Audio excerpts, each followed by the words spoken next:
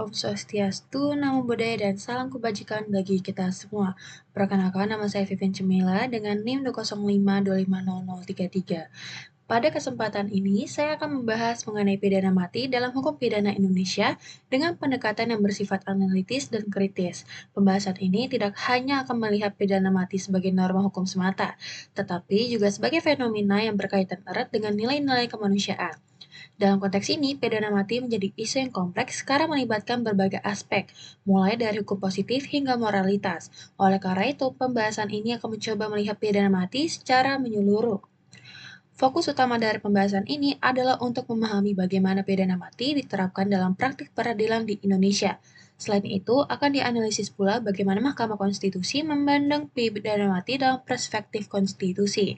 Hal ini penting karena keberadaan pidana mati tidak hanya ditentukan oleh undang-undang biasa, tetapi juga harus sesuai dengan nilai konstitusional. Dengan demikian, pembahasan ini akan menggabungkan pendekatan normatif dan praktis.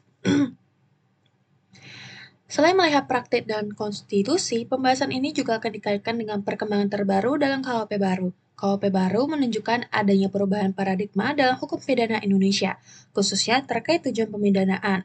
Perubahan ini menjadi penting untuk melihat apakah pidana mati masih sejalan dengan arah perkembangan hukum tersebut. Dengan kata lain, pembahasan ini juga bersifat progresif.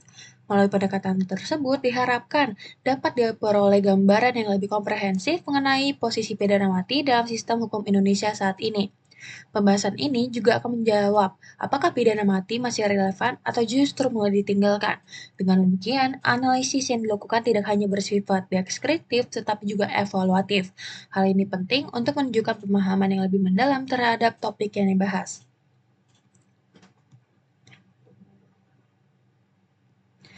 Pidana mati menimbulkan isu hukum yang sangat mendasar karena berkaitan langsung dengan dua kepentingan yang sama-sama penting dalam sistem hukum. Di satu sisi, negara memiliki kewajiban untuk melindungi masyarakat dari berbagai bentuk kejahatan yang serius dan membahayakan. Dalam konteks ini, pidana mati sering dianggap sebagai alat untuk memberikan efek jera dan mencegah kejahatan. Oleh karena itu, keberadaan pidana mati sering dikaitkan dengan fungsi perlindungan hukum. Namun, di sisi lain, pidana mati berkaitan langsung dengan hak hidup yang merupakan hak asasi manusia paling mendasar. Hak hidup dijamin dalam konstitusi dan juga dalam berbagai instrumen hukum internasional. Banyak pihak berpendapat bahwa hak hidup tidak boleh dikurangi dalam keadaan apapun. Oleh karena itu, pidana mati sering dianggap bertentangan dengan prinsip hak asasi manusia. Konflik antara perlindungan masyarakat dan perlindungan hak asasi manusia inilah yang menjadi inti dari perdebatan mengenai pidana mati. Negara dihadapkan pada dilema antara menjaga keamanan publik dan menghormati hak individu. Dilema ini tidak mudah diselesaikan karena kedua kepentingan tersebut sama-sama memiliki dasar yang kuat. Dari konflik tersebut muncul pertanyaan utama dalam pembahasan ini, yaitu apakah pidana mati masih relevan dalam sistem hukum pidana modern? Sistem hukum modern cenderung lebih mengedepankan nilai kemanusiaan dan rehabilitasi. Oleh karena itu, perlu dianalisis apakah pidana mati masih sesuai dengan perkembangan tersebut. Pertanyaan ini akan menjadi dasar dari seluruh pembahasan yang akan saya bahas selanjutnya. Dalam hukum pidana, terdapat beberapa teori yang digunakan untuk menjelaskan tujuan pemidanaan. Teori pertama adalah teori retributif, yang memandang pidana sebagai bentuk pembalasan atas kesalahan pelaku. Dalam teori ini, seseorang dihukum karena ia telah melakukan perbuatan yang melanggar hukum. Oleh karena itu, pidana dianggap sebagai bentuk keadilan yang harus ditegakkan. Teori kedua adalah teori utilitarian, yang melihat pidana sebagai sarana untuk mencapai manfaat sosial.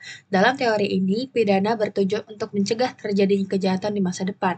Selain itu, pidana juga bertujuan untuk memberikan efek jera kepada pelaku maupun masyarakat. Dengan demikian, fokus utama teori ini adalah pada dampak dari pemidanaan. Teori ketiga adalah teori modern yang mencoba menggabungkan pendekatan retributif dan utilitarian. Teori ini menekankan bahwa pemidanaan tidak hanya bertujuan menghukum, tetapi juga memperbaiki pelaku. Selain itu, pemidanaan juga bertujuan memulihkan keseimbangan dalam masyarakat. Oleh karena itu, teori ini lebih bersifat komprehensif. Dalam praktiknya, hakim tidak hanya menggunakan satu teori secara mutlak, tetapi seringkali menggabungkan beberapa teori sekaligus. Hal ini terlihat dalam berbagai putusan pengadilan, termasuk dalam kasus pidana mati. Dengan memahami teori-teori ini, kita dapat menganalisis dasar pertimbangan hakim dalam menjatuhkan pidana. Oleh karena itu, kerangka teori ini menjadi penting dalam pembahasan ini. KUHP baru membawa perubahan yang cukup signifikan dalam perumusan tujuan pemidanaan di Indonesia. Dalam pasal 51, tujuan pemidanaan tidak lagi hanya berfokus pada penghukuman, tetapi juga mencakup berbagai aspek lainnya.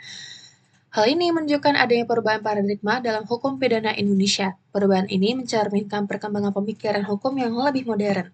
Tujuan pertama dalam pasal 51 adalah mencegah terjadinya tindak pidana dengan menegakkan norma hukum. Artinya, pemidanaan tidak hanya bersifat reaktif, tetapi juga preventif. Tujuan kedua adalah membina pelaku agar dapat kembali menjadi anggota masyarakat yang baik. Hal ini menunjukkan adanya orientasi rehabilitasi dalam sistem hukum pidana. Tujuan ketiga adalah menyelesaikan konflik yang timbul akibat tindak pidana serta memulihkan keseimbangan dalam masyarakat. Ini menunjukkan adanya pendekatan restoratif dalam hukum pidana. Selain itu, tujuan keempat adalah menumbuhkan rasa penyesalan dalam diri pelaku.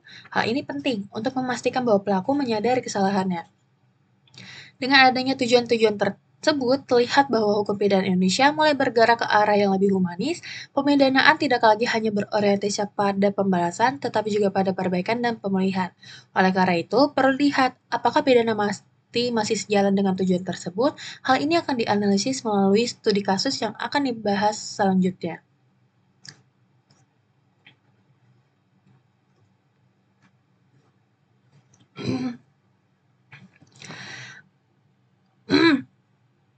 Kasus yang akan saya gunakan dalam pembahasan ini adalah kasus Freddy Budiman, yang merupakan salah satu bandar narkotika besar di Indonesia dengan jaringan yang luas hingga lintas negara.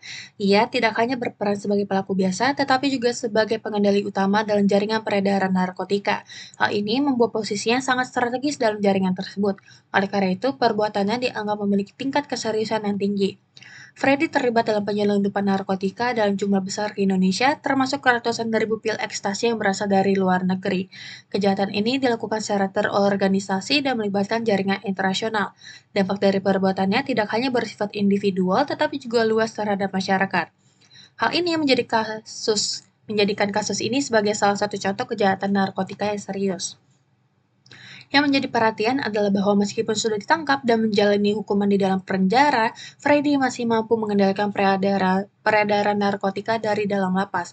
Hal ini menunjukkan bahwa perbuatannya tidak berhenti meskipun sudah menjalani proses hukum. Dengan demikian, ia dianggap sebagai pelaku yang sangat berbahaya. Kondisi ini menjadi salah satu faktor yang memberatkan dalam putusan hakim. Perkaranya diproses melalui berbagai tingkat peradilan hingga Mahkamah Agung, yang dalam putusan nomor 1074 perkara kasasi pidana khusus tahun 2012 menyatukan pidana mati. Setelah itu, Freddy mengajukan berbagai upaya hukum seperti peninjauan kembali dan permohonan gerasi. Namun, seluruh upaya tersebut ditolak oleh negara. Akhirnya, pada tahun 2016, pidana mati tersebut dilaksanakan melalui eksekusi. Setelah melihat kasus tersebut secara rinci, muncul pertanyaan mengenai dasar pertimbangan hakim dalam menjatuhkan pidana mati. Pertanyaan ini penting karena tidak cukup hanya mengetahui hasil putusan, tetapi juga harus memahami alasan di baliknya. Dengan demikian, analisis yang dilakukan tidak hanya bersifat deskriptif, analisis ini juga menggali dasar pemikiran hakim. Hakim dalam menjatuhkan putusan tidak bertindak secara sembarangan, melainkan berdasarkan pertimbangan hukum yang jelas. Pertimbangan tersebut biasanya mencangkup fakta persidangan, tingkat kesalahan pelaku, serta dampak dari perbuatannya. Oleh karena itu, analisis terhadap pertimbangan hakim menjadi sangat penting. Hal ini akan memberikan gambaran mengenai penerapan hukum dalam praktik. Selain itu, analisis ini juga bertujuan untuk melihat apakah putusan hakim telah sesuai dengan teori pemindanaan dan tujuan pemindanaan dalam KUHP baru. Jika terdapat ketidaksesuaian, maka hal tersebut dapat menjadi bahan kritik. Dengan demikian, analisis ini memiliki nilai evaluatif. Dalam menjatuhkan putusan pidana mati, hakim menekankan pentingnya efek jera sebagai salah satu tujuan utama pemidanaan. Hal ini didasarkan pada anggapan bahwa kejahatan narkotika memiliki dampak yang sangat luas dan merusak masyarakat. Oleh karena itu, diperlukan hukuman yang tegas. Pendekatan ini menunjukkan orientasi pada pencegahan kejahatan. Selain itu, hakim juga mempertimbangkan bahwa pelaku tetap melakukan kejahatan meskipun sudah berada di dalam penjara. Hal ini menunjukkan bahwa pelaku memiliki tingkat kesalahan yang tinggi. Dengan demikian, pidana berat dianggap sebagai bentuk pertanggungjawaban yang layak dan setara. Pertimbangan ini menunjukkan adanya unsur pembalasan. Pendekatan yang digunakan dalam putusan ini mencerminkan teori utilitarian dan retributif. Utilitarian terlihat dari tujuan pencegahan dan efek jera. Retributif terlihat dari pemberian hukuman yang setimpal dengan perbuatan pelaku. Dengan demikian, kedua teori tersebut digunakan secara bersamaan. Namun, pendekatan ini dapat dikritik karena kurang mencerminkan tujuan rehabilitasi yang diatur dalam KUHP baru. Pemidanaan tidak memberikan ruang bagi perbaikan pelaku. Hal ini menunjukkan adanya ketidaksesuaian antara praktik dan perkembangan hukum pidana modern.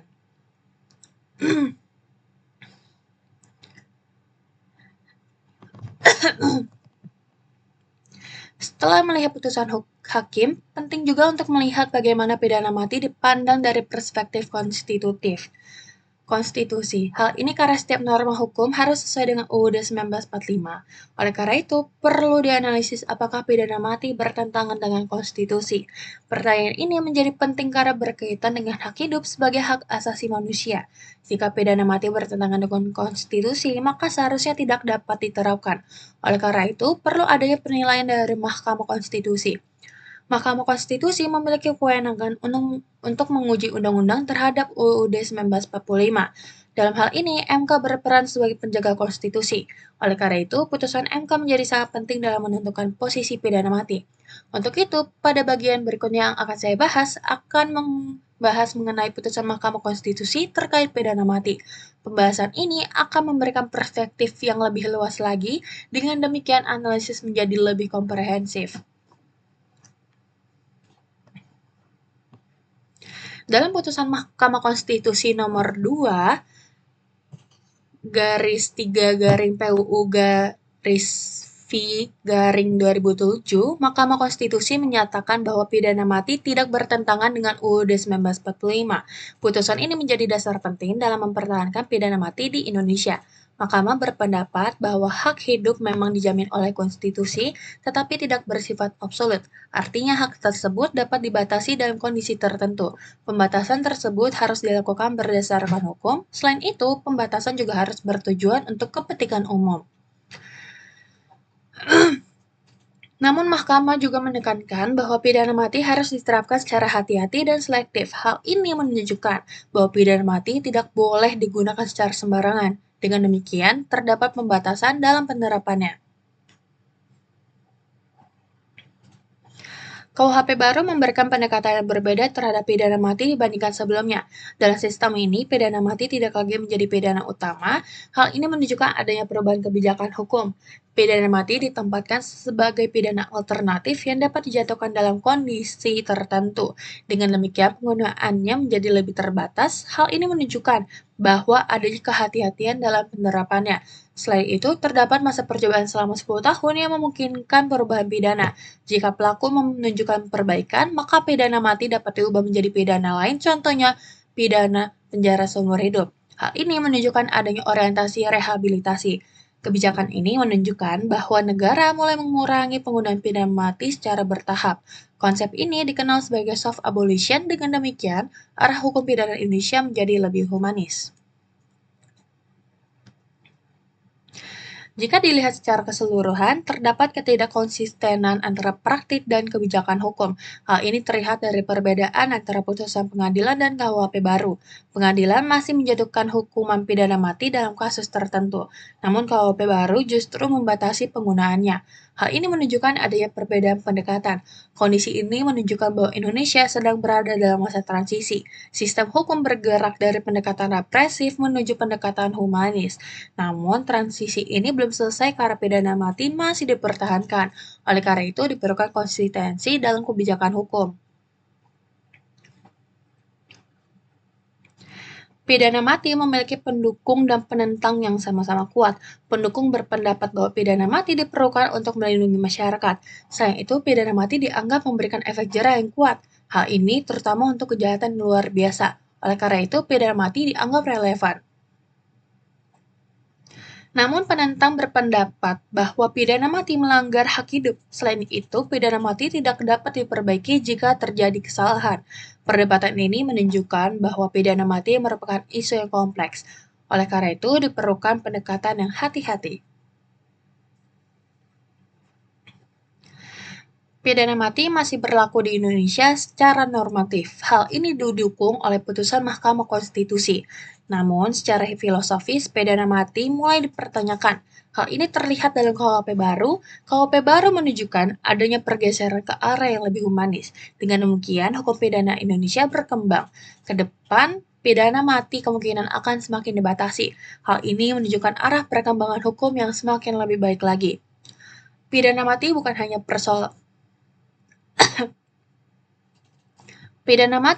persoalan hukum, tetapi juga persoalan kemanusiaan. Hal ini menunjukkan kompleksitas isu tersebut. Diperlukan keseimbangan antara keadilan dan hak asasi manusia. Negara juga harus berhati-hati dalam mengambil kebijakan.